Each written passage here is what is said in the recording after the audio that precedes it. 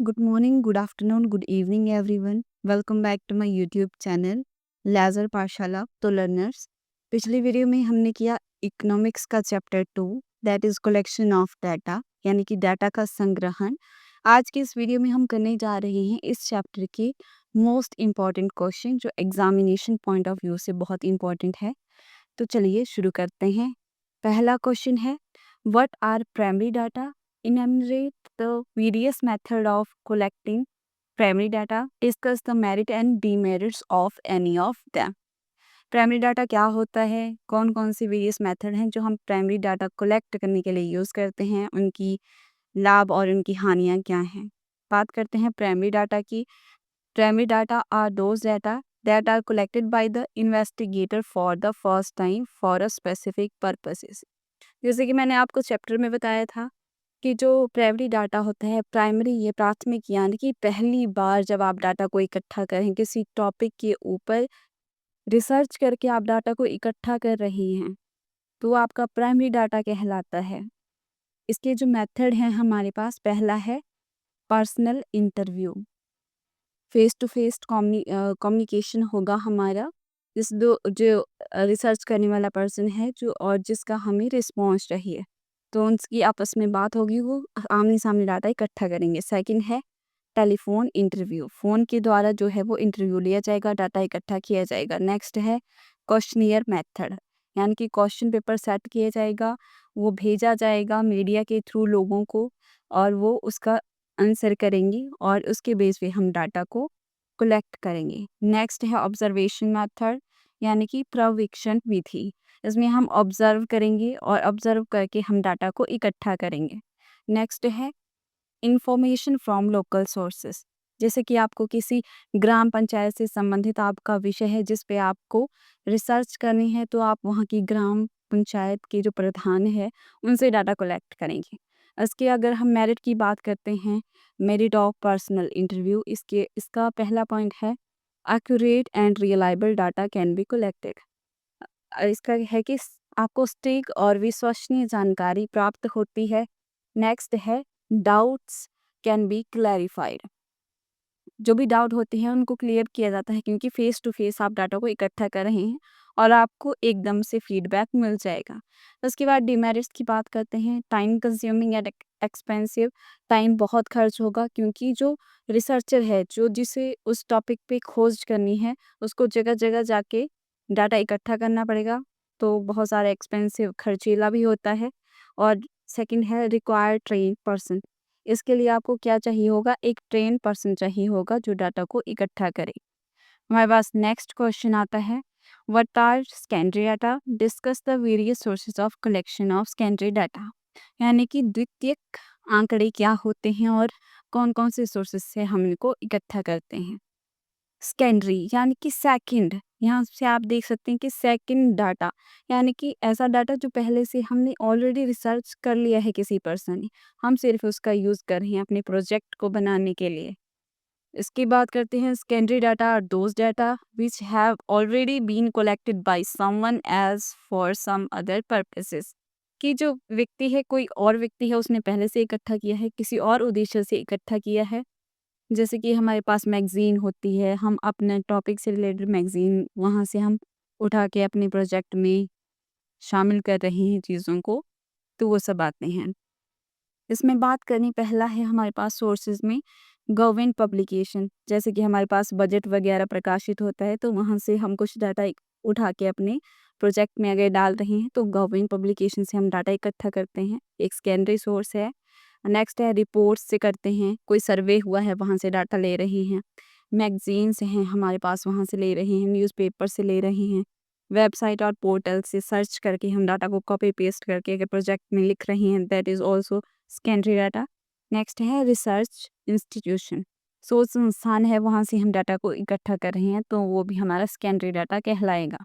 Next question है हमारे पास, describe the questionnaire method of collecting primary data, what precautions must be taken while preparing a questionnaire, कि जब आप questionnaire method का यूज़ करते हैं प्राइमरी डाटा को इकट्ठा करने के लिए, तो कौन सी सावधानियां आपको रखनी पड़ती हैं। बात करें क्वेश्चनियर की, in this method a list of written questions is given to the respondent to fill. यानी कि इसमें क्या किया जाता है कि प्रश्न पत्र, एक क्वेश्चन पेपर की में हम वेरियस क्वेश्चन देते हैं। जैसे ऑनलाइन शॉपिंग का मैंने आपको चैप्टर में बताया था, ऑनलाइन शॉपिंग कौन से ऐप से करना बेस्ट है, कौन सा ऐप हमें ज़्यादा अच्छी क्वालिटी के प्रोडक्ट दे रहा है और रीज़नेबल प्राइसेस के ऊपर दे रहा है। तो हम इस तरह के क्वेश्चन बनाएंगे और वो क्वेश्चनियर सोशल मीडिया के थ्रू भेजेंगे। तो आपका क्या आता है, क्वेश्चनियर मेथड, और वो अपने जो उनका पर्सनल एक्सपीरियंस है उसके बेस के ऊपर आपको रिस्पॉन्स देंगे। पर इसके प्रिकॉशंस यानी कि सावधानियाँ क्या रखनी चाहिए आपको जब आप क्वेश्चनियर प्रिपेयर कर रहे हैं। पहला है, use simple and clear language, कि आपको बिल्कुल सिंपल रखना है अपना क्वेश्चनियर और क्लियर होनी चाहिए, साफ स्पष्ट भाषा में लिखा होना चाहिए। Questions should be short and relevant, कि जो आपके क्वेश्चन है आपने ऐसा नहीं करना है कि आपने 50 क्वेश्चन उस क्वेश्चनियर में भर दिए हैं। आप बेशक 15 क्वेश्चन दे रही हैं बट वो शॉर्ट होने चाहिए और उस टॉपिक से रिलेटेड क्वेश्चंस होने चाहिए।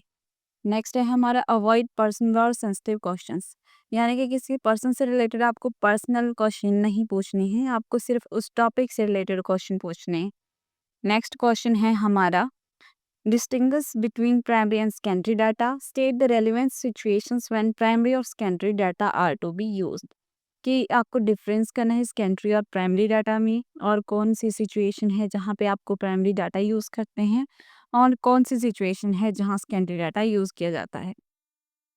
जैसे हमने पढ़ा प्राइमरी डाटा जो कि पर्सन खुद रिसर्च करेगा फील्ड में जाके, जैसे बैंक के ऊपर कर रहा है तो अलग अलग बैंकों में जाके डाटा इकट्ठा करेगा। सेकेंडरी डाटा में हुआ कि अगर वो बैंक के ऊपर रिसर्च कर रहा है पर पहले से हुई रिसर्च का यूज़ करके जब वो डाटा अपना डाटा बना रहा है तो आएगा आपका सेकेंडरी डाटा।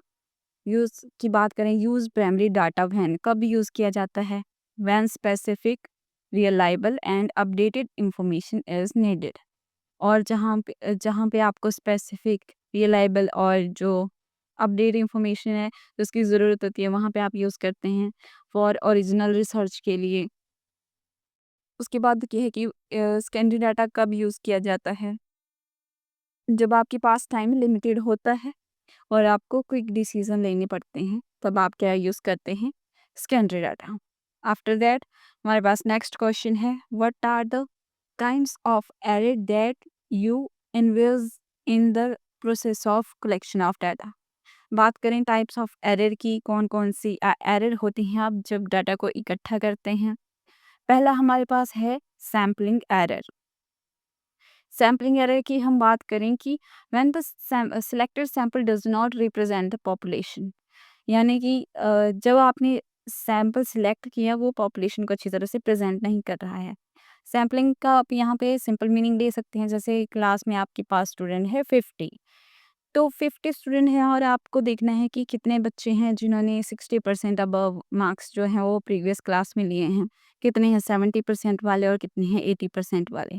अगर आप 50 बच्चों का कंक्लूजन मतलब उनका ऑल अराउंड डाटा लेना चाहते हैं तो आप 50 बच्चों का कंसीडर ना करके उनका छोटा सैंपल लेंगे, यानी कि 15 बच्चों का ले लिया आपने, 20 बच्चों का सैंपल ले लिया, उसमें रेंज आपने रखने की इतनी इतनी रेंज के बीच में होगा, आपका एक सैंपल कहलाता है। तो इन्होंने बोला कि आपको सैंपल ऐसा लेना है कि 50% है तो आप सिर्फ 5 का सैंपल ले रहे हैं, तो वहाँ पे वो सुटेबल नहीं होगा।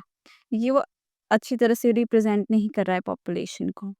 यानी पॉपुलेशन मीन्स कि टोटल जितने भी लोग हैं, यानी कि 50 लोग हैं उनको वो रिप्रेजेंट नहीं कर पा रहा है। तो इसमें बात करें हम नॉन सैम्पलिंग एरर की। नॉन सैम्पलिंग एरर में हमारे पास है मेज़रमेंट एरर, यानी कि मेज़र करने में हमसे गलती हो जाती है, उसको मापने में गलती हो जाती है। और रिस्पॉन्स एरर की बात करें तो यानी कि उसने जो हमने क्वेश्चनियर सेट किया था, जो आंसर देने वाला है उसने पूरा आंसर दिया ही नहीं, उसने आधा आंसर दिया, गलत आंसर दिया, तो वो रिस्पॉन्स एरर कहलाता है। फिर आया रिकॉर्डिंग एरर, यानी कि जब हम डाटा को रिकॉर्ड कर रहे थे अपने पास प्रोजेक्ट बनाते समय उनको एंटर कर रहे थे तो हमसे गलती होगी, तो आ गया recording error. After that bias of enumerator, यानी कि जानकारी एकत्रित करने वाले की पक्षपातपूर्ण दृष्टि, यानी कि जो डाटा इकट्ठा कर रहा है, फॉर एग्जांपल मैं डाटा इकट्ठा कर रही हूँ बट जैसे किसी ने वो फिल नहीं किया क्वेश्चन, मैं अपने बेस पे उसको फिल कर रही हूँ बट मैं दिखाना चाहती हूँ कि नहीं, इनकी जो सरकारी बैंक है इनमें बहुत अच्छी फैसिलिटी, और मैं अपने बिहाफ पे खुद ही उन क्वेश्चन के गलत आंसर दे रही हूँ। तो वो आ गया आपका 22, यानी कि आप छेड़खानी कर रहे हैं उस डाटा के साथ जो एक्चुअल डाटा है। आफ्टर दैट हमारे पास है what are the advantages and disadvantages of collected primary data by personal interview and mailing questionnaire to respondents. Personal interview की बात करें, जिस मैंने आपको बोला था फेस टू फेस आपका इंटरेक्शन होता है। इसके एडवांटेजेस क्या हैं? क्लियर और डायरेक्ट कम्युनिकेशन होती है, डाउट को क्लैरिफाई किया जाता है क्योंकि फेस टू फेस आमने सामने है। इमीडिएट आपको फीडबैक मिल जाएगा, आपको इमीडिएट बता देगा कि क्या क्या सेटिस्फाई है ऑनलाइन शॉपिंग से या नहीं है। डिसएडवांटेजेस है कि टाइम कंज्यूमिंग है और एक्सपेंसिव भी होता है और ट्रेन स्टाफ चाहिए होता है इसके लिए। और नेक्स्ट है हमारे पास what are the important type of data as published in census of India and reports and publication of NSSO.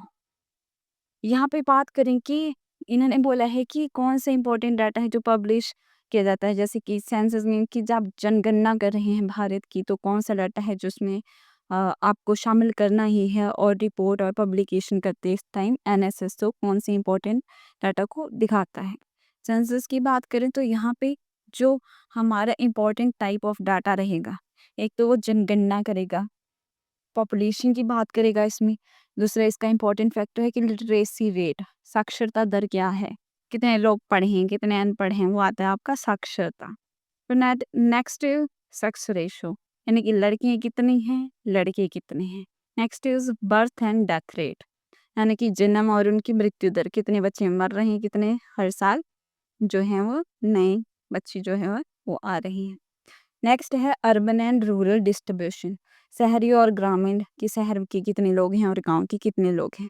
तो भारत की जनगणना करते इसमें कुछ इम्पोर्टेंट जो डाटा है इसको शामिल किया जाता है। अब बात करें एनएसएसओ यानी कि national sample survey office report, तो इसमें आपको एम्प्लॉयमेंट और अनएम्प्लॉयमेंट के बारे में बताना होता है। हाउस होल्ड एक्सपेंडिचर के कितने खर्चे आते हैं। नेक्स्ट है एजुकेशनल स्टेटस क्या है, हेल्थ सर्विसेज कैसी प्रोवाइड करवाई जा रही है, एंड कंज्यूमर एक्सपेंडिचर आपका क्या है। तो थैंक यू लर्नर्स, आज की वीडियो में आपने पढ़े मोस्ट इम्पॉर्टेंट क्वेश्चन चैप्टर 2 के। तो हमारे साथ ऐसे ही अपकमिंग वीडियो किस को देखने के लिए हमारे साथ जुड़े रहें हमारे चैनल पर लेज़र पाठशाला पे, और आप यहाँ पे आके अकाउंट्स और इकोनॉमिक्स की जो है वो वीडियो देख सकते हैं। Thank you learners, keep learning, keep watching.